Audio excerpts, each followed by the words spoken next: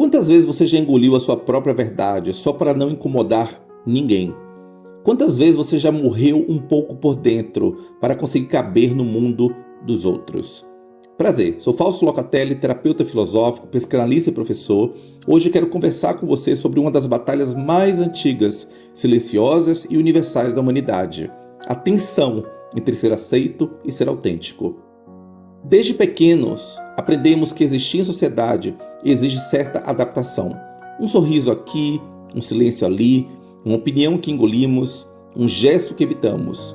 Aos poucos, vamos nos moldando às expectativas do mundo, da família, da escola, da religião, do trabalho. E esse processo de domesticação acontece diante dos nossos olhos todos os dias. Na risada forçada para a piada sem graça do chefe, na escolha de uma carreira segura só para acalmar a ansiedade dos pais, ou naquele relacionamento que se sustenta apenas pelo medo da solidão. Sem perceber, acabamos criando uma versão de nós mesmos que não nasceu de dentro, mas foi moldada de fora para dentro. Um terno apertado que vestimos todo dia para conseguir um crachá, um status ou um aceno de cabeça. Por que fazemos isso? Por que tantos de nós preferem ser uma cópia bem comportada, em vez de autores da própria história?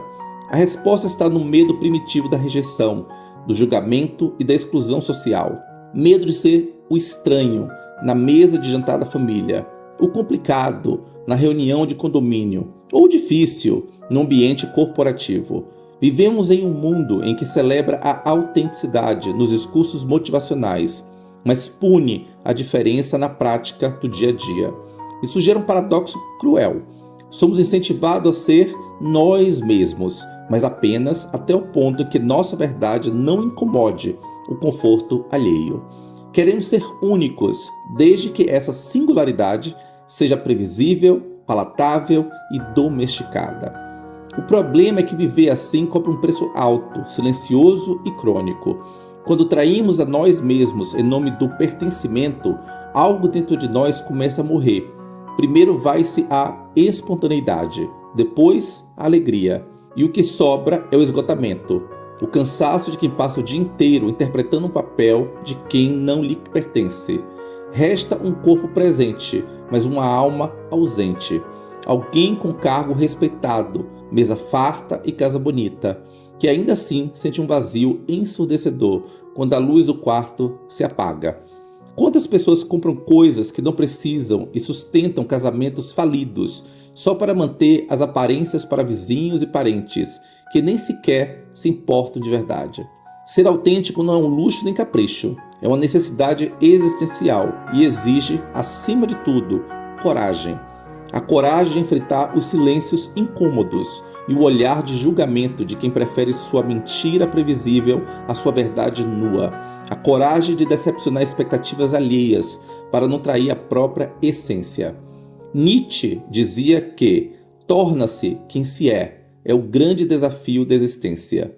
E ele tinha razão, porque não basta nascer, é preciso nascer de novo quando decidimos abandonar os personagens e viver com verdade. Isso não é simples, não é rápido e definitivamente não é confortável. Significa aceitar que, para ser inteiro, você inevitavelmente vai decepcionar alguém que ama, mas é libertador. Kierkegaard, o pai do existencialismo, nos provoca.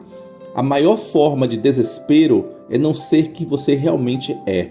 Para ele, a desesperança surge justamente quando tentamos nos tornar o que a plateia espera e não o que nossa alma clama para ser.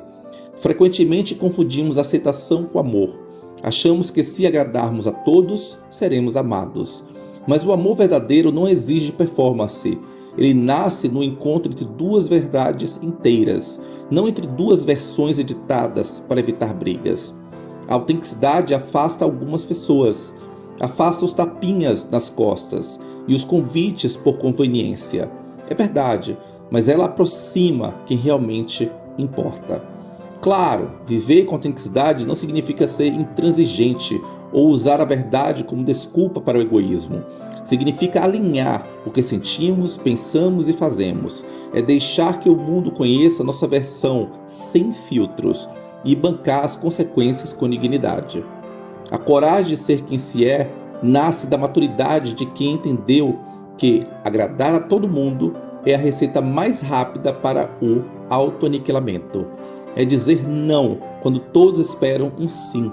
É assumir vulnerabilidades sem vergonha, defender ideias impopulares, mudar de rota quando a multidão segue na direção oposta. Simone de Beauvoir afirmava que o opressor não seria tão forte se não tivesse cúmplices entre os próprios oprimidos. Muitas vezes essa cumplicidade nasce do medo de ser livre, porque a liberdade assusta, ela arranca nossas desculpas. Quando você assume a autoria da própria vida, não dá mais para culpar o sistema, os pais ou a empresa pelas suas frustrações. Ser autêntico assusta porque revela nossa pele sem maquiagem, e o mundo nem sempre está preparado para o que é verdadeiro. Mas quem escolhe viver na própria verdade, cedo ou mais tarde, inspira outros a fazerem o mesmo. É assim que a coragem se espalha, como um contágio luminoso. Então, fica a pergunta: você está sendo o que você realmente é ou apenas o que o seu meio exige que você seja? Você se reconhece no espelho ou vê apenas um reflexo treinado para ser aceito? Você está vivendo a sua vida ou encenando o roteiro que o mundo escreveu para você? Como disse Jung, aquilo que negamos em nós nos escraviza. E o contrário também é verdadeiro. Aquilo que aceitamos em nós nos liberta. A coragem de ser quem se é pode assustar no início, pode doer, pode afastar. Mas ao fim ela nos devolve o que há de mais precioso, a inteireza de existir com sentido, presença e verdade. E como lembrava Jean Paul Sartre, o homem está condenado a ser livre.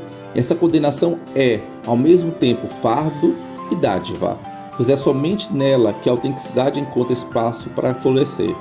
A pergunta final não é quem você quer ser, mas você tem a audácia de bancar quem você já é?